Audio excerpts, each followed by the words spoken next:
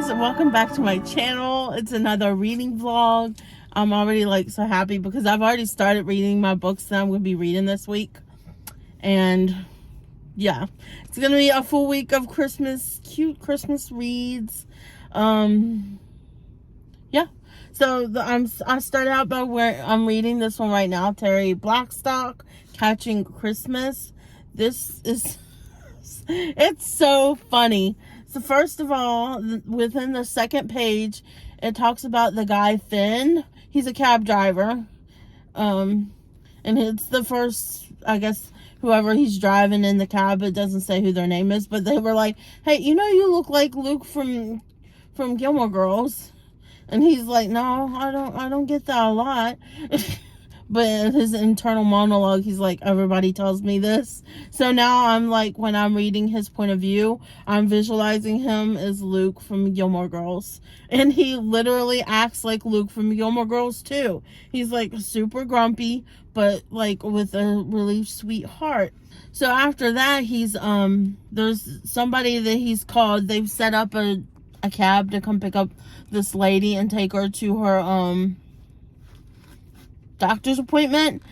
And it turns out to be this little lady who is having like memory issues, and he's all grumpy because he's having to help her out with getting in the car, and she has a wheelchair and everything. And he's like, "Okay, who is this person that is just leaving her poor old grandma alone and not taking her to the doctors or anything?" Or it turns out to be Sydney. It's a dual point of view between Finn and Sydney right now. And I'm like, I just started this book and I'm almost halfway through it. It's so good. But it's between him and Sydney. Turns out Sydney is a lawyer and it's her first year at a law firm. So she's having to prove herself. And it turns out that the day that her grandmother had her appointment, which her grandmother's name is Callie, had her doctor's appointment, they are called an emergency meeting at her law firm. Apparently they're doing big layoffs, and anybody who doesn't seem committed to working really hard at the law firm is going to get laid off. So she's risk losing her job, and she can't afford to lose her job. She's apparently barely getting by as it is. I guess you don't get paid much as a first year person in a law firm. But anyways, it's mainly, so you're going with that. In her current case, she's defending this entitled rich kid who brought alcohol into their dorm room at college, got drunk, and then drove their car and ran it into a Burger King. So they're trying to sue the Burger King and the college, or they're trying to sue the college, saying that it's their fault that he crashed into the Burger King because they shouldn't have let him bring alcohol on the premises or whatever. It's the dumbest thing. I'm like, are you kidding me here right now with this case? And she like totally doesn't agree with it, but she feels like she has to win this case, because if she doesn't win the case, then she's gonna get laid off and lose her job and everything. And on the flip side with Finn, here he drives her to her appointment, and then he ends up leaving her there. And he asks like the receptionist, which they seem to not be very helpful. Ask the receptionist that if they call her name, would you please wake her up, because she keeps falling asleep. And when he comes back later, because he's like glad to be rid of her after he leaves her there at the doctor's office, but then he can't stop thinking about her. So he goes back, I think it's a few hours later, because he hasn't had a call from her. He left her the card to call and when she needed to be picked up again. And when he gets there, after worrying about her, she's asleep in the lobby. He doesn't know if she's seen the doctor. And he has to get all like rude with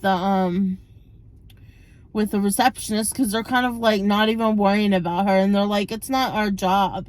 And it's like, are you kidding me? You're at a doctor's office. Of course it's your job to take care of the patients and everything. But I don't know. How can you not have a heart and take care of it? But it turns out she never seen the doctor when he finally gets her to look in the computer and says that she wasn't there when they called him, that she wasn't there at the doctor's appointment. Turns out that she was sleeping when they called her, and they didn't even wake her up or nothing. So he like gets really angry. But anyways, he gets angry and argues with them that you need to take her now because you should have woken her up if you knew, because it's not like she goes there. I think it's not like she's some new patient or anything, so they know her, but nobody woke her up to take her back. So finally they wake her up, they take her back, and he just waits there for them. They say that she has a urinary tract infection and she needs this antibiotic, so he goes and gets the antibiotics for her, takes her back home, and then Callie's still not there. Her granddaughter's still not there, so he wants to make sure, he's worried about her getting fed, so he heats up some food he finds in the fridge, gives it to her, and then makes sure she takes her medicine that she was prescribed. Which he's so sweet. He's literally in his head so grumpy about this. Like, how can somebody leave this little old lady by herself? Like, she clearly needs somebody to be with her and take care of her. But, she can't afford it, and her granddaughter, Callie, can't afford it either. So he leaves her there with that, and he leaves them, hold on. Okay. So he leaves her there with that. So he ends up writing a note on it, like a sticky note, and he leaves it on the fridge, and he left his card with her, telling her if she needs to be driven anywhere else to give him a call, and he'll drive her around. And he leaves a note for whoever, he doesn't know about Callie at the time, but whoever is helping her, that he's drove and gave her that she's already taken her medicine and stuff, and he's gave her something to eat and everything. And then the next morning she calls him again because she needs to run some errands, and she wants to hire him to drive her around the whole day to run her errands. It turns out that her errands that she's running, because she's like, I need to go to the bank, I need to go to the mall, because she wants to find, or a Macy's, because she wants to find a nice gift for her granddaughter for Christmas and everything. And then she's like, I need to go to the bank, I need to go to the dry cleaners, I think it is. And all this time, it's like and he finally figures out she is driving around trying to find a single guy to invite to Christmas because she doesn't want her granddaughter to be alone. And apparently she doesn't have much time left. So I'm going to continue reading, and I'll give you more about it once I'm finished the book. I'm sure I'm going to finish it today because it's almost over. And this is going pretty fast because it's so good. So when I'm done, I'll give you an update, but I'm already saying it's going to be a 5-star read for me. That's my prediction right now. To read you what the synopsis is about. So it says, this year, Christmas comes just in time. It says, as a first year law associate, Sydney Bastion knows she will be updating her resume by New Year's if she loses her current case. So when her grandmother gets inexplicably ill while she's in court, Sydney arranges for a cab to get her to the clinic. The last thing cab driver Finn Parrish wants to be is saddled with a wheelchair-bound old lady with dementia. But because Miss Callie reminds him of his own mother, whom he failed miserably in her last days, he can't say no when she keeps calling him for rides. Once a successful gourmet chef, Finn's biggest concern now is paying his rent. But half the time, Callie doesn't remember to pay him. And she starts to feel better. She leads him on a wild goose chases to find a Christmas date for her granddaughter. When Finn meets Sydney, he's quite sure she's never needed help finding a date. Does Miss Callie have an ulterior motive, or is this just a mission driven by delusions? He's willing to do whatever he can to help fulfill Callie's Christmas wish. He just never expected to be a vital part of it. So how good does that really sound? Sounds so good. I'm going to go ahead and finish reading it now. I just thought, oh, I didn't read the synopsis. I always read the synopsis on the books when I'm introducing the books to you. So I just thought I would read the synopsis because I feel like the synopsis does a better job of describing the book than I do sometimes. So I just wanted to read that to y'all. I'm going to go back to reading now and I'll give you an update once I'm finished. Hi guys, so I'm coming at you the day after Christmas, so excuse me looking like a crazy mess and I'm still in my pajamas, but you know, it's the day after Christmas, so we're relaxing. I'm editing a video at this moment. I'm waiting for it to export from iMovie. It's going to be a huge book haul that you're going to see before this because I'm going to post it. I'm posting it today. This video here, you'll probably see at the end of the week on Friday. But we still have major construction going on here at the apartment above us. So if you're still hearing some noises in the background, that is why. Because they're still fixing the floor. I guess they're still fixing the floors. But anyways, I'm coming with the update because I did finish reading this book. I finished this that day. The day that I filmed the day I filmed the last clip, which was, I think it was the day before Christmas, or the day before Christmas Eve. So, 23rd. So, I'm pretty sure I finished this on the 23rd. That same day, I read this whole stinking book. This was so good. I'm so glad that I was recommended this by book lover Amanda. So good. I enjoyed this so much. It was so heartwarming. Y'all have to read this. If you haven't read this is a great Christmas book to read. I cried near the end. It was sad and just so good. Heartwarming. I checked this out from my library. But now I'm probably going to buy the book to have on my shelf.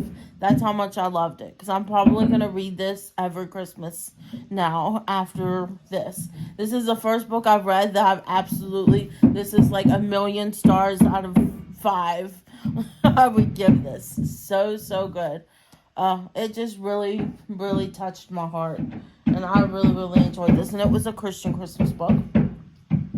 I have since moved on to reading The Bridge by Karen Kingsbury, and this one was also a recommendation from book lover Amanda.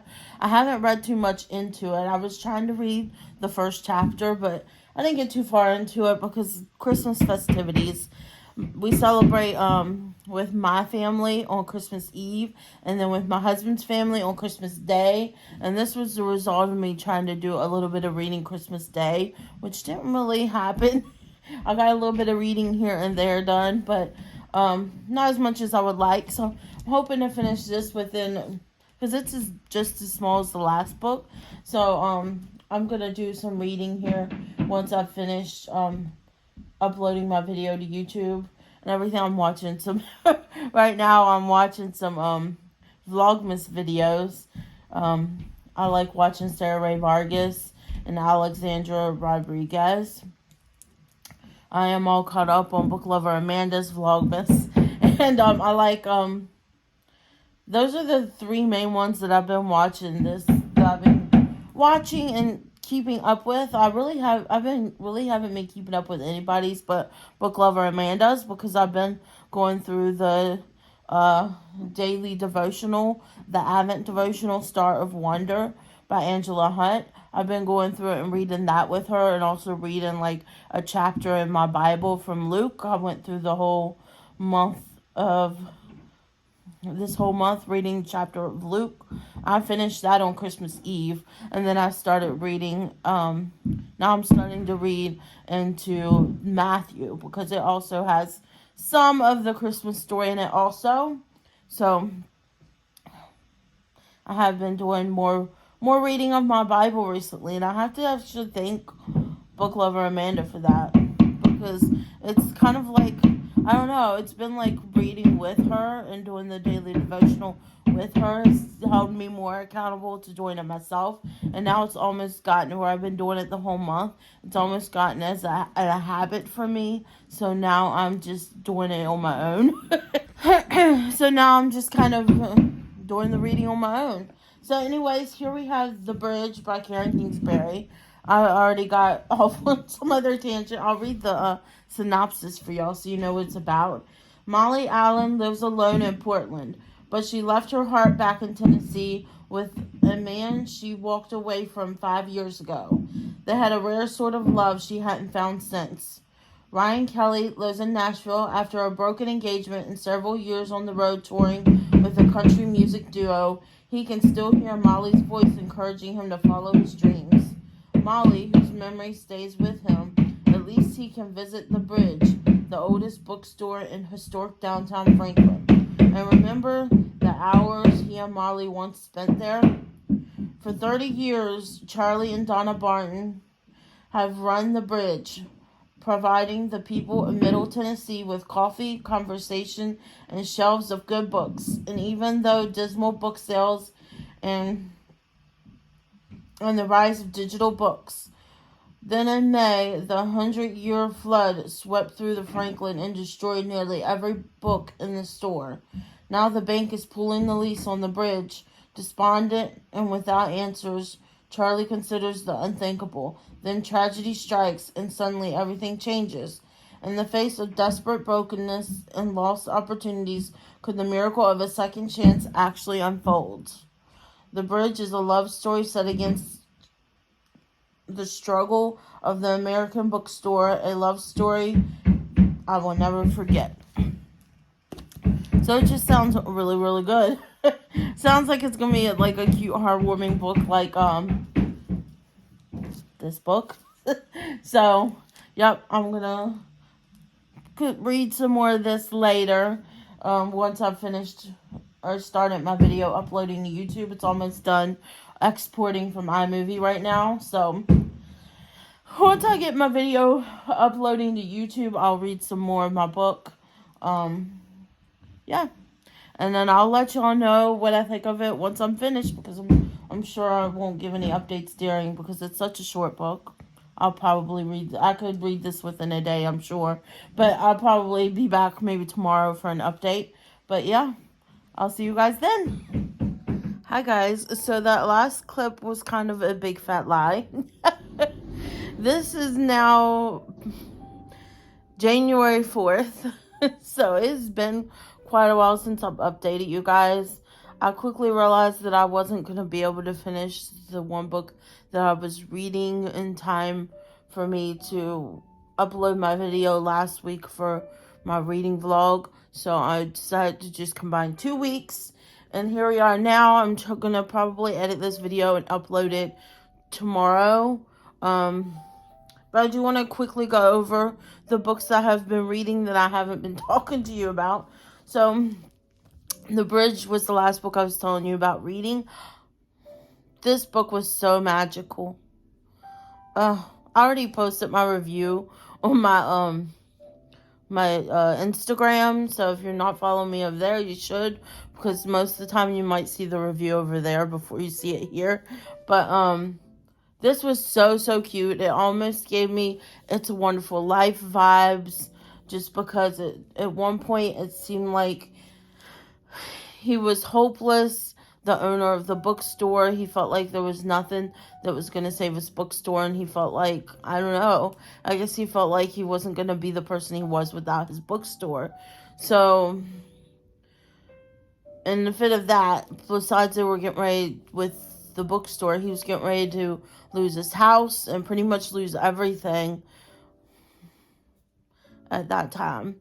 So he comes up with, he's like, well, what can I do to help pay off all the debts? And then when he's getting a loan, trying to get a loan from these banks, and he goes to one of the customers who's actually a banker, and he says, if there's anything I could do, I would help you, but pretty much he doesn't have enough collateral to qualify for a loan or anything. So they said that the most that you have is your life insurance policy, which he realizes that if he were to accidentally die, the life insurance policy would be enough to pay off all the debt and leave his wife with some money to, I guess, live off of. So realizing that, he thinks, well, there's this road pretty much that has a really dangerous curve that if you're going too fast around the curve, then you could accidentally get in an accident and die. So he decides to do that, to try to go on that curve driving too fast to see if he can get in an accident to accidentally die. That way his wife would get the insurance money and pay off the house so they could get out of debt and they wouldn't lose the house or anything. But at the last minute, I don't know if I should tell you all this, but I'm going to anyways. Maybe it's a little spoilery, I don't know. But he goes to do it, and then at the last minute, he decides, no, it's not right. I shouldn't be trying to kill myself. So he tries to stop. But when he hits the brakes, there's black ice, and he starts sliding anyways. So he tries to maneuver his steering wheel, but he loses control of the car and crashes anyways. And he ends up in the hospital on a coma, pretty much. His wife is really worried, and everybody's worried about him, and pretty much the boy and the girl that's in the beginning that kind of were meeting at the bookshop so they could be around each other. They the boy finds out about it. I forget his name. That's the problem with that's the problem with it being so long since I've read this book. I don't remember exactly the name of the people. But it's the main couple on the cover. They met in the coffee shop every day because I think it was because she was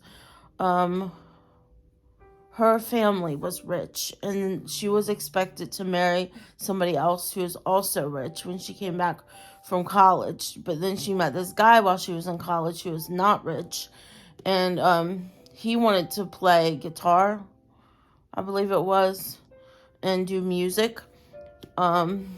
So they met in the coffee shop every day, pretty much just as friends, but of course they end up having feelings for each other. When it comes down to it, they end up splitting ways. They both thinking that the other didn't care about the other person. It was pretty much, they should have told each other how they felt before splitting ways, but they didn't. So when the guy finds out that the owner of the bookstore is in a coma, he starts calling everybody. And he finds out about the financial situation and everything. So he sets up this whole thing for people to come together and donate books to the bookstore, because he found out that the insurance policy for the bookstore, because it flooded. There was a great flood that flooded the whole bookstore and ruined it. He found out that the insurance that he had for the bookstore, it would fix the bookstore and the bookshelves and everything, but it wasn't enough to replace all the books on the bookshelves. So when he found out about this, he put out a note, and everybody started donating books for him to put on his bookshelves so he could open his bookstore again. And not only that, some people were when they found out what was going on in the financial situation, they were so touched by this guy and the bookstore growing up that when they were donating the books, they were putting money inside of the books too for him to have. So it was just such a sweet story. I feel like it had the same heartfelt message that It's a Wonderful Life had. I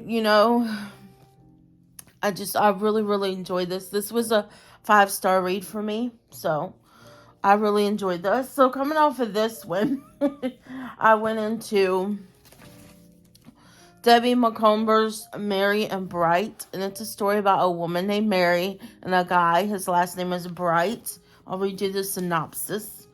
So this says, Mary Smith is pretty busy these days.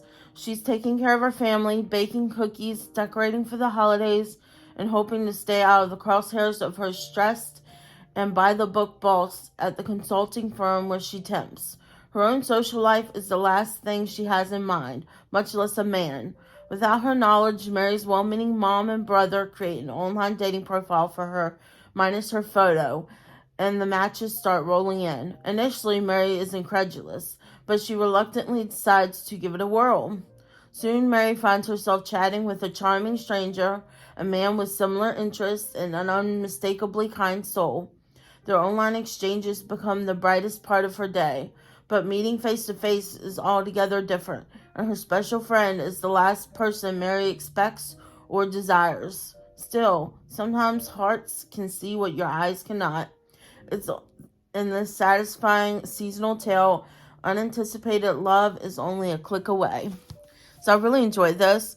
So it does center around Mary. She is a temp at a company. I think the person that she's taken the place for, she's out on maternity leave. She wanted to have a year maternity leave, so she's just filling in for her spot until this person comes back to work. Long story short, her boss just seems like a butthole. He doesn't seem very nice. He's very short with them and everything. He's very much a Scrooge, you could say, because she even tries to decorate the office, and then he's like, have you read the manual? And she's like, no, I'm only here temporarily. They didn't even give me a manual to read. And he's like, there's no decorations allowed or whatever when she was decorating for Christmas. So he pretty much seems like a Scrooge. And then you have her mom, and her brother has Down syndrome. So they're so sweet. They think that she spends too much time working and taking care of them. And her mom has something going on. I forget what's going on with her mom. She has cancer. I can't remember what's going on with her mom. But something's going on with her mom, because she's pretty much taking care of both of them. There's nights where she's supposed to fix dinner, and then her brother also fixes dinner some nights. But they feel like she's spending too much time working and taking care of them. They want her to find somebody to be with, somebody to love.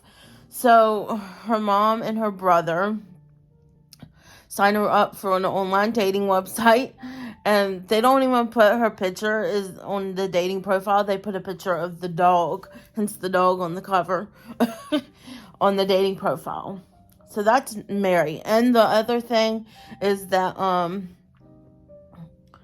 her name is spelled like it's on here, Merry, but at the company, they kept on making a mistake with her name, and they spell it Mary, the traditional way you spell Mary. But hers is supposed to be Mary as in Merry and Bright. Yeah. So, yeah. So, and then we got Bright. I think Jason. I forget his name. It might be Jason Bright. I feel like it started with a J, but I might be wrong. But he's the boss. His friends, yeah, he has friends. I had to think about it. He has friends that met on this dating website that Mary's family signed her up for, and they're getting married. So he just, I guess, randomly starts looking at the dating website. He's like, okay, they suggested that he sign up for it, and he's just looking through, and he sees Mary's profile picture. And that's what he notices right away, is that it's just a dog. So he's like, okay, this person clearly wants you to get to him. He thinks this person clearly wants to get to know you and just doesn't want any preconceived, I guess, from looking at a picture, get to know the person before you see what they look like. That way you're not judging them based off of their looks or what picture they post or whatever. So he ends up seeing that and being so intrigued by the profile and the picture that he ends up signing up to, and puts his profile picture as a dog, but it's a dog that he had as a kid and is no longer alive anymore. And he ends up contacting this Mary. They are chatting online. They both are like falling for each other. So anyways, they start chatting. They don't know who they are. They make a plan to meet up eventually. They're supposed to meet up at a coffee shop, and he gets there first. She goes to go into the coffee shop, but she sees who it is, and she finds out that it's her boss. and she chickens out. She turns around, she leaves, because it's the boss who's been giving her a hard time at the office. He's been giving her a hard time about everything at the office. So she's like, he's not going to be happy when he sees that I'm the person that he's been talking to. So she chickens out, and she's like not going to talk to him anymore. But then her mom and her brother end up talking her into talking to him again. And she ends up getting to know him in the office when she volunteers to stay late one day when he needs help finishing up a project at work, and they end up working on it together.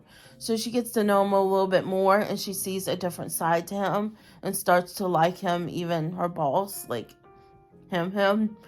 And this whole time she doesn't know, or he doesn't know, that it's her that he's been talking to. She doesn't tell him or anything. She tells him eventually at the Christmas party that they end up having. He thinks that she's not going because she has something else to do that day, but in reality they have set up to meet again online, and she said that she would show up to the Christmas party and he could meet her there. So she's dressing up for the Christmas party to meet him. And when he sees her at the Christmas party, he's like, oh, I thought you couldn't come and everything. And she's trying to drop hints to him. Like, she left him home-baked cookies, which she said she was going to bring him home-baked cookies the first time they met when they were talking online. So she's like dropping all these hints to him of things that she's said to him while they've been talking back and forth online. And he's not getting it. You know, most guys not picking up what she's putting down. But then he sees somebody come in that doesn't look familiar to him. And she's like drop dead gorgeous, like a model. And the way he says, like a model, drop dead gorgeous. And he thinks that is his Mary. And he completely ignores a Mary that's talking to him and trying to tell him who she is. And when she sees that, she ends up leaving while he's distracted talking to this one person. And it turns out it's just an attorney for something. I forget what it was for. But when he finds that out, he's like, how could I be so dumb? He figures out that the Mary at work is the Mary he's been talking to. And he ends up going to look for her and figure out where she lives so he can make it up to her and hopefully patch things up and they can try again. So it was a very cute story. Loved it. I gave it 5 stars. Also, already have a review for this, I think, on my Instagram. So, yeah, I really, really enjoyed this story. I love a story, and like I said, I've said many times, I love a story that has, like, through messages, emails, text, online communications, because it has, like, them communicating online in here. So I love it when there's letters, emails, text messages, but online messages, when that's included in a book, I eat it up. So that was very good. Let's move on to the next book I read. I've read quite a many books. So the next book I read was Once Upon a December, and this was just so cute and magical. I think I gave this one 4 stars. This was just such a cute and magical book. I'll read the synopsis for you. It says, with a name like Astra Noel Snow, holiday spirit isn't just a seasonal specialty, it's a way of life. But after a stinging divorce, Astra's yearly trip to the Milwaukee Christmas market takes on a whole new meaning. She's ready to eat, drink, and be merry, especially with the handsome stranger who saves the best Kringle for her at his family bakery. For Jack Clausen, the jewel marked with its snowy lights and charming shops stays the same, while the world outside the joyful street changes, magically leaping from one December to the next every 4 weeks. He's never minded living this charmed existence until Astra shows him the life he's been missing outside of the festive red brick alley. After a swoon-worthy series of dates, some Yuletide magic, and the unexpected glow of new love, Astra and Jack must decide whether this relationship can weather all seasons or if what they're feeling is as ephemeral as marshmallows in a mug of hot cocoa. So it's a sound, it's so cute. And this was so magical. And it was just so different. It was almost like time travel, but not. So he works at this bake shop making Kringles. And it's Kringles like what they have at Trader Joe's around the holidays. Those almond Kringles. It's those that he makes. Except for they sell them by the slice or you can buy a whole one. So the Jewel Mart, it doesn't stay in Milwaukee, Wisconsin. It moves around to different Christmas markets, and time is different there. Like it counts where you count down by the hours. It counts down by the Christmas days. So it's like December 1st, December 2nd, December 3rd, and they have until New Year's Eve to do whatever they want outside of there. They have to be back inside of the Jewel Mart by midnight or it breaks up, and then they have like a little break, and then it starts, then they have like a day break, and then it starts over again. Instead of being at January 1st, it starts over December 1st again, and they're in a different place. So they're not always in the same spot. They do come to the same spot more than once, but they never know where they're going to end up. And so this takes place over 15 years. I think it's over 15 years for her. It also works to where they don't age like a regular person on the outside ages. They age a lot slower. So when he first meets her, she's pretty young. I think she might have been a teenager when he first meets her. I could be wrong, but it's definitely 15 years ago. And it does that. It gives you glimpses of 15 years ago, 10 years ago. It talks about them meeting each time when the Jewel Mart is there. And eventually he explains to her, and she remembers. Like, everybody normally forgets when they leave the Jewel Mart. Like, their memory is wiped and they don't remember it all unless it comes again. But she's different. She starts remembering things, and she starts remembering him. So they want to be together. So she decides that she's going to stay at the Jewel Mart with him and help him with the bakery. And she's a librarian, so she thought, well, I can create a library there for kids and everything. And she's going to stay with him once she remembers everything that's past, and she remembers that they've fallen in love over these 15 years of being at the Jewel Mart and meeting whenever it's there. She decides she wants to take a chance with him and stay with him, but then something happens to one of her best friends, and she had already abandoned her best friend before for a guy who pretty much isolated her from her friends and her family, and she doesn't want to do that again. And when she finds out, even though they were okay with her having to go with him and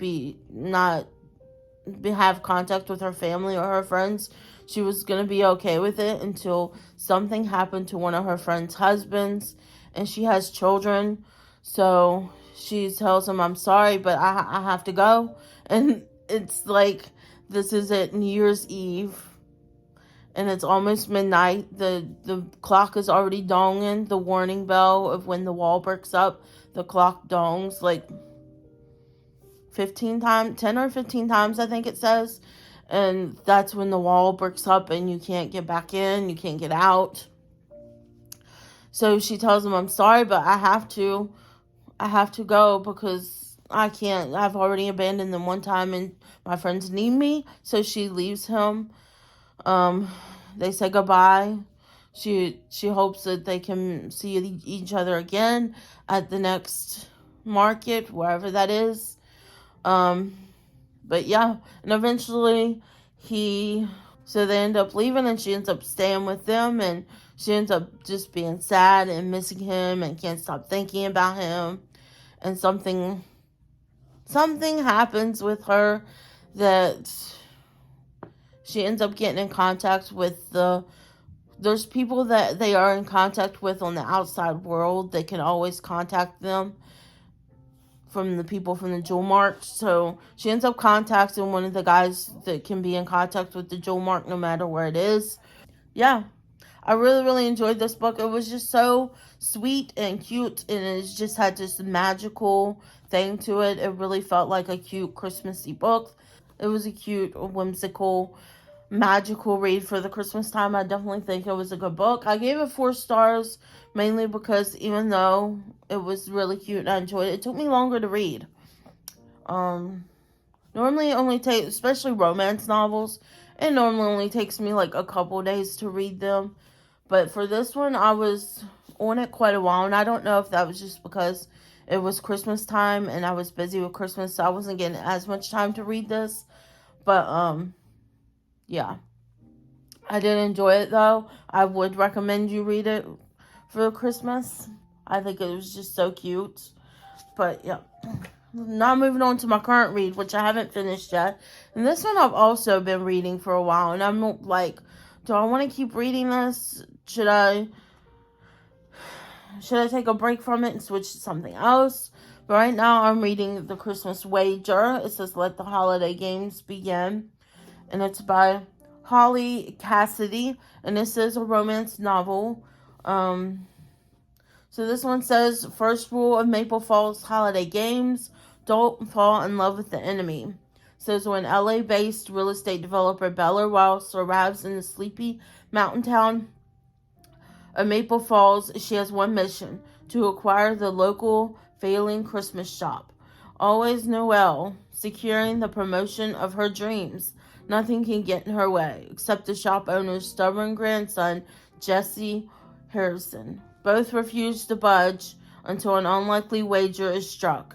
Bella and Jesse will compete in the Maple Falls Holiday Games, an annual tradition of eccentric feats of strength and skills. Winner decides the selling price. They'll give each other a run for their money, but as the competition heats up, Bella and Jesse's icy feelings toward one another begin to thaw. It'll take a Christmas miracle for them to admit there's a spark. But what if it's just another game? So, it sounds really good, and I am really enjoying the book. I don't know why. I don't know if I'm going through like a little bit of a book slump right now or what's going on, but I'm not feeling compelled to read this. I mean, I'm reading it. I am reading it, and I'm not feeling compelled to pick it up, even though I am enjoying it. So I don't know what's going on there. I am at the part where they're at the games. They're in the middle of doing the games right now.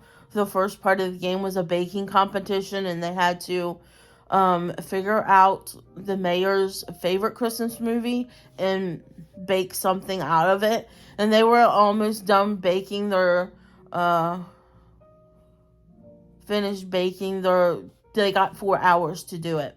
So 2 hours in, they're almost finished, and then they throw a wrench in the game and make them switch to each other's baking projects, pretty much. They have to switch and finish each other's baking projects. So I'm at that part right now. But it has been pretty good. So we'll see. I think I'm going to power through it and try to keep reading it. Hopefully I'll get more read today. I'm hoping I finish it. I'm going to try to, when I'm done here, I'm going to eat some lunch because it's almost lunchtime. And then I'm going to try to get to my son's school a bit early because I feel like I get the most read when I do that. Something about getting to my son's school a little early to pick him up. I can really read. Some books I finish the days when I do that because I'll be reading them there and then I'll get to a really good part, and then once I come back home with my son and we've done everything like his homework and his reading and stuff, I'll go back to my reading and I will end up powering through. So let's hope I finish this today because I'm ready to move on to my next book, which I'm probably just going to include in the next vlog. Once I give you the conclusion to this book, this is going to be the end of my reading vlog. So I want to post this tomorrow. I want to edit this in the morning to post. So let's hope for me that I can finish this book today. I'm not even halfway in. I'm like maybe a third of the way done with the book, and I still have 2/3 to go. So I'm going to try to power through this. I was going to finish this week's reading vlog off with a mystery, but I think next week what I'm going to do is I'm going to start it out with a mystery, and then maybe incorporate a romance, and then do another mystery, and kind of break it up that way, because maybe I'm just getting tired of reading too many Christmas romance books together. They're so cute and cheesy, and I love them, but I'm wondering if I should give up my Christmas books this time and move on. I think maybe next week is going to be the last week where I do Christmas reads. I'm going to do the 2 mystery novels that I want to read for Christmas next week. Along with, I got an art copy from Mandy Blake for her book that is coming out January 17th. So I'm going to be reading that in my next vlog. So I'll either read that. I think I might read that in between the 2 thrillers that I read. So we'll see. I am going to do more vlogging of me reading during that book, because it is for the release date, and I want to really give some true reactions, because it's a Christian romance novel, and I really, it's the first one I've ever read, so I'm so excited to read it, and it sounds really good. I'll have to give you the synopsis and everything then, but yeah, I'm gonna go ahead and go fix me some lunch, and then once I'm done with my lunch, I'm gonna try to read and finish this book today. Maybe I can update you guys tonight about it and what I end up rating it. But I feel like it's probably going to end up with a solid 4 stars like the last book, because I am genuinely enjoying it. So far, it's a pretty clean read. There hasn't really been any language. There hasn't really been any spice. So I'm really liking it so far. I don't think there's going to be any spice in this book, if you want me to be honest. But I could be wrong. But, yeah. I'm going to go ahead and fix my lunch, and then I'll be back when I'm done reading the book. Bye, guys. Hi, guys. So, welcome back to my channel. I told you that I was going to be doing some reading here while I was waiting for my son to come out of school. And I made a decision. I decided to DNF the book. I'm not going to not read it again, because I am enjoying it. I would give it like... Hold on. So, now that I've put you in my little tripod that hangs from my rearview mirror, I thought about this book while I was watching this new show I'm watching on the CW called Sullivan's Crossing. Really good show. I think I'm going to go to the... And it's based off of a book, so I think I'm going to go to the library website and add the first book and the second book to my TBR, because the show is so good, and it makes me wonder what details are we not getting that's in the book that's not in the show. So, just wanted to get a little thumbnail there. I decided to DNF the Christmas Wager. I'm so much a mood reader, and I thought for sure that in January I would still be in the mood to read Christmas books, but I'm kind of not. This year I'm not. So, I've made the decision to DNF it. I would give it 4 stars. Somebody, if you know in the comments down below, how do you choose DNF on Goodreads? I see some people that has it categorized under DNF. I don't know if that you can add that to your Goodreads. But usually when I DNF a book, I only give it 1 star because I didn't finish it. It's usually I didn't finish it because I wasn't enjoying it. But this one I am enjoying. I'm just not in the mood for Christmas romance anymore. That's funny. Somebody just got in the car, I didn't even notice. But I don't know. The mood has changed. I have changed. I don't want to read any more Christmas books. I'm done with the Christmas. I'm done with the Christmas. Let's move on. And yeah. I'm ready to move on. I have a few Christmassy, wintry thrillers that are on, mystery thrillers that are on my list. I am still going to read those. And those, I'm probably going to start one today. the one from James Patterson, the Women's Murder Club one. I'm going to start with that one. And then I have another one. I think it's just like a little novella that's like a thriller or Christmas thriller, which I'm really excited about. I'm going to read it. I think it's called The Guest List, which I didn't get good reviews. But if you look at it on Goodreads or anywhere else, it didn't look like it got good reviews. But when I was like flipping through the book and just looking at it, I was getting super excited about it because it looks like it's told within letters and emails and notes and all of that. And I love when a book is told like that. So I feel like that one I'm probably going to easily read within one day because it's very thin. It's not very long at all. So I'll probably read that one next week. And I have another thriller that's also just like a wintry book and not really a Christmas one. It's just a wintry thriller. So I'll probably read that one next week too if I can. My priority is to read the Women's Murder Club James Patterson book, which I forget the name of it. That one is definitely a Christmas. It has a Christmas bulb and everything on the screen, so it's definitely a Christmas thriller. So next week you're going to see me read that one. You're going to see me read The Guest List, which I think that's what it's called. But I will definitely show you. On Monday, I'll be updating you. So I am going to start reading the James Patterson book this weekend. And Monday, I'll give you an update. We'll let you know whether I finished it or not. Maybe I will have. Because we're supposed to get snow on Saturday. So maybe we won't be going too many places this weekend. And maybe I'll get to read a little extra. Which means maybe I'll finish that book this weekend. And I'll just be giving you an update when I come back. But, we'll see. Maybe I'll give you an update when I get home and give you just like the introduction to my next reading vlog. But my definite priority next week is the James Patterson Women's Murder Club book. That's the first one I'm going to read. Then I might go into, I don't know if I'm going to go ahead and do The Guest List after that. I might, if I'm still feeling like that mystery thriller mood, I might go ahead and do The Guest List after that. And then I'm going to be moving on to the book that I got an arc for, and I keep on forgetting the name of the book. But it's my first like Christian romance, and the cover is freaking stunning. It's like taking place in the wintertime. There's snow on the cover with this really cute couple, and normally I don't like couples on the cover, but this cover just looks so beautiful. You'll see next week, as it's an arc for an ebook, so it's on my Kindle for me to read. So that one I'll be reading on my Kindle Paperwhite. But I will definitely, whenever I'm talking about it or whatever, I'll insert the picture of the book so you can see what I'm talking about.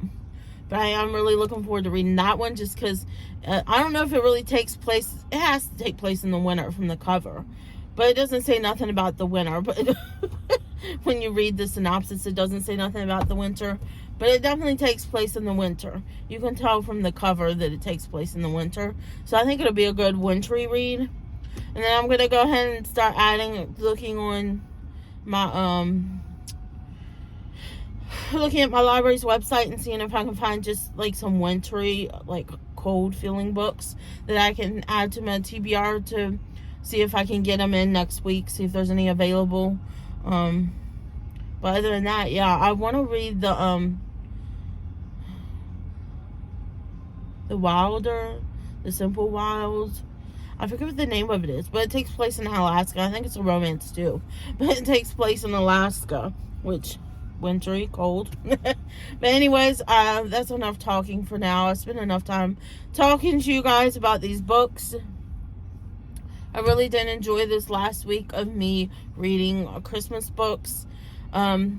Next year, I think I will start reading the books before December.